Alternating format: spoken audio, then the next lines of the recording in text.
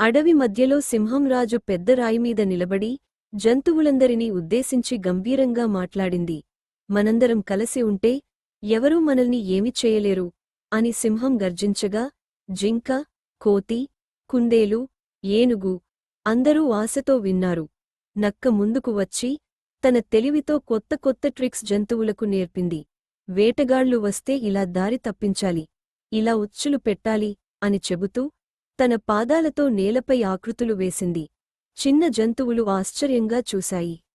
ఏనుగులు కఠినమైన మొద్దులను లాగుతూ, కోతులు దారాలతో వలలు కడుతూ, పక్షులు ఆకాశంలో గస్తీ కాస్తూ, కుందేళ్లు భూమిలో రంధ్రాలు త్రవ్వుతూ, ప్రతి ఒక్కరూ తమ తమ శక్తిని వినియోగించడం మొదలుపెట్టారు. సింహం తన పెద్ద పంజాను నక్క పంజాపై ఉంచింది.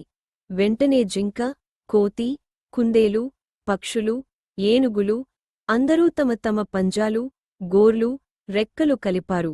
ఆ వలయం జంతువుల ఐక్యతకు ప్రతీకగా మారింది. అడవిలోని ప్రతి మూలలో ఒకే మాట వినిపించింది: మన ఐక్యతే మన బలం. జంతువుల కళ్లలో భయం మాయమయి ధైర్యం మరియు నమ్మకం మెరవసాగాయి. రాబోయే యుద్ధానికి అందరూ సిద్ధమయ్యారు. అన్ని జంతువులు ఒక్కటిగా నిలబడిన ఆ క్షణం అడవిలో కొత్త శక్తి పుట్టినట్టే అనిపించింది. చిన్నవారు పెద్దవారిని చూసి ధైర్యం పొందారు. పెద్దవారు చిన్నవారిని రక్షించాలని నిర్ణయించుకున్నారు.